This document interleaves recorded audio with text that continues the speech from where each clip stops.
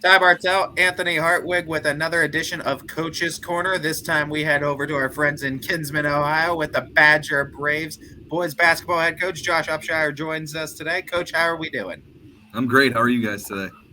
We're doing pretty well ourselves. I'd say you're just one of many coaches we get to talk to, but we've been excited to talk to you in particular because this is going to be a very exciting team, it seems like this year.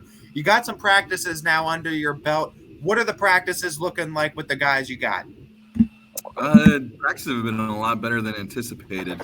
We had a couple kids come out that we thought were going to help our team this year. Unfortunately, decided not to play.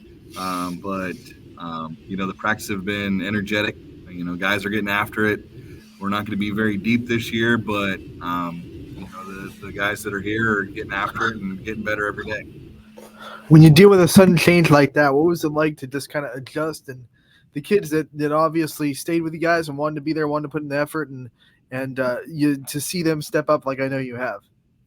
Yeah, it's been great. We have, excuse me, we have great leadership at the top. Starting with obviously Duncan.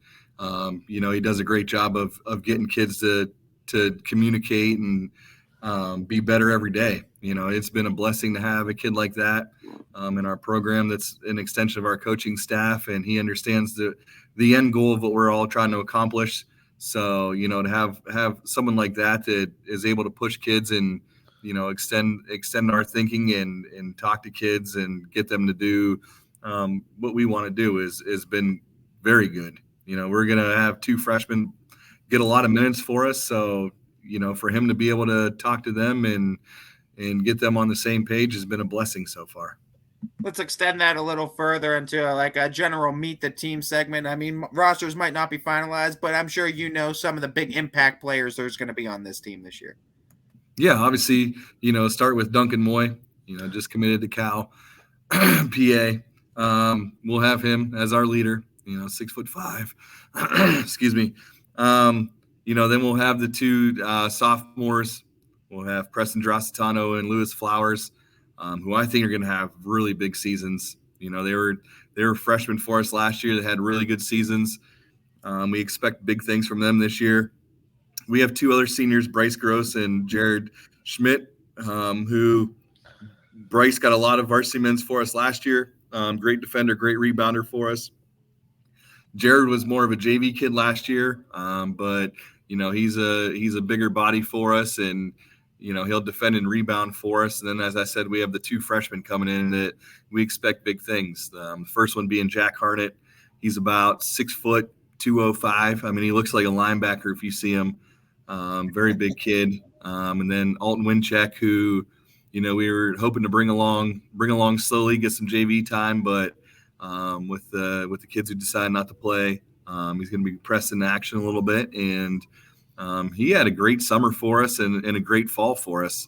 He's actually been a surprise for us that he doesn't know what he doesn't know yet. So it's been, like I said, those 7 guys have been very good for us. It's a great thing about freshmen. They don't know what they don't know. Coach, you talked about the summer a little bit. That's all about setting foundations for the season and getting everyone where they want to be. But these last 2 weeks before the season starts, it's all about fine-tuning, making the adjustments, and just trying to get everyone as prepared as possible for game one. What's on your checklist of things you want to see before the first game of the season? Trying to find an identity. Before, we were hoping to be a pressing up-tempo team. With only 7 guys, I'm not sure we can do that at this point in the season. It may have to come later in the season, so we still have a little bit of energy towards the end of the season. Right now, it's just, like I said, find that identity, what we do well. Obviously, it's a lot easier having a 6'5" athlete out there. You can do a few more things. But in order to be successful, you have to have everybody on the same page. So just getting everybody to go along with what we're doing and buy into what we're doing. And I feel like we've done that so far. Coach, I mean, before we even talk about postseason, it all starts with the conference play. And I mean, this was a fun conference last year. A lot of good teams, a lot of winning teams in this conference. Do you expect much of the same? Where do you guys feel like you fit in with this conference? We're back to two sides now. We're adding Grand Valley back to the league again next year, so we split up into two sides last year.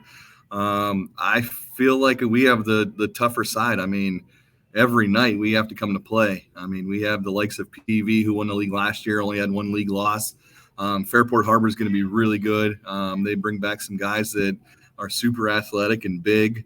You'll have Maplewood who beat us at home last year on our senior night. So you have those teams, and you have Matthews who, Matthews has always been a thorn in our side. So, we had some success last year against them, but, I expect Coach Lee and Coach Weimer to have those guys ready for us this coming season. So, we start right off the rip. We start, Camel's non-conference game, but we go Matthews, Maplewood, Fairport, PV all in a row. So it'll be a test early for us.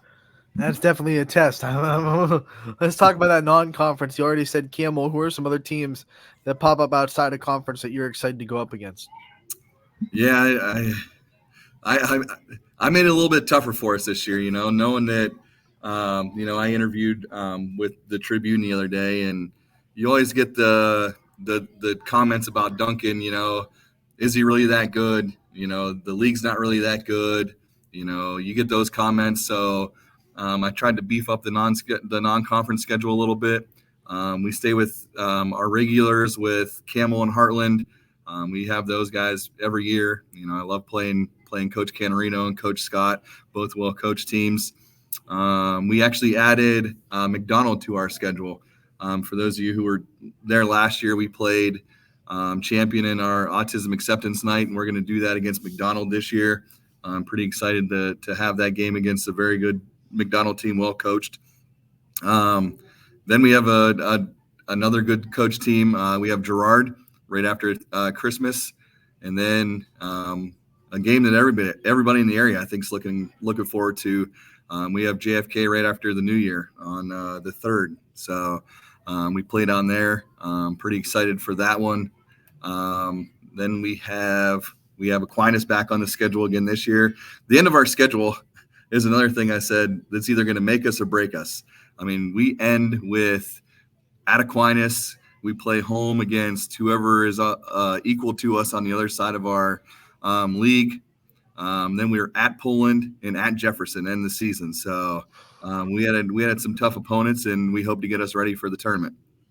You talk about that type of toughness too, and I mean, I think it's a perfect response that you and your team are having to those questions from some critics. When you talk about Duncan Moye, though, as a player, I think he deserves a little bit extra special attention because he's not a player that just comes on pops off of trees. These are special players that not every team gets. What's it like coaching a player like that? Is it do you have to be more hands-on, or is it more just hands-off and let them just be them? No, you let a kid like Duncan do what he does. He's played high-level AAU. He's faced some tough competition over the summer. You let him do what he does. And again, in the interview I had the other day, I said I've coached a lot of good players. I was at Ursuline, I was at Howland, I was at Liberty. I've been here. I've coached a lot of good basketball players. I haven't seen a kid with the talent level of Duncan since Peyton Aldridge, Mark Hughes. I mean, I'd put him right up there with those guys as far as talent level goes. I mean, he does some things in practice, and I just look at my coaches like, did he really just do that? I feel like he invents things just to make it tough on himself, but it's great to coach a kid like that. He's so humble. That's what people don't understand. You get a kid like that who can be a jerk or things like that, but he's so humble. I mean, it's incredible to have him as a role model. And I said this yesterday, not only for my kid, but for all the youth basketball players in our program. To have somebody like that to look up to is pretty special. Coach, I want to give you the time to also talk about your staff. We know that you don't do it by yourself and that you have a lot of good people working to make sure this program's where you want it to be. So highlight your staff and tell us who you have working with you.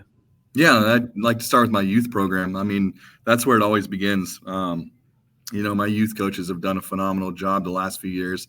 Our youth numbers are as big as they've been since I've been here.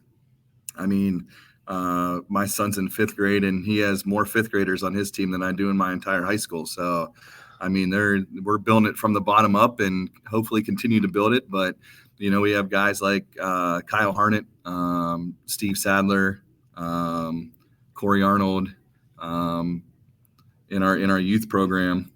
For our middle school program, my uncle, John, who does, I mean, there's not a lot that I can't ask, and he's right there for me. So we have him. We have Ray Cox, who's his second year with us. And then we go up to my high school staff. I have John Moye, who does a phenomenal job with our skills and our offense.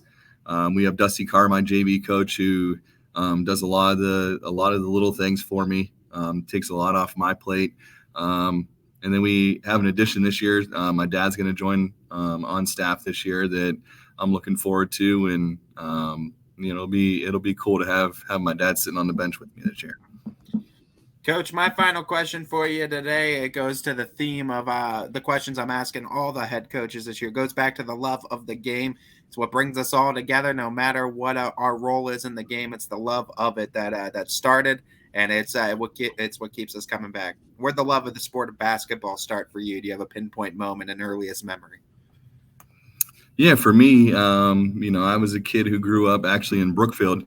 I didn't even grow up in Badger. I was a football kid. I remember my first day coming to Badger and asking how the football team was, and everybody's looking at me like, we don't have football here.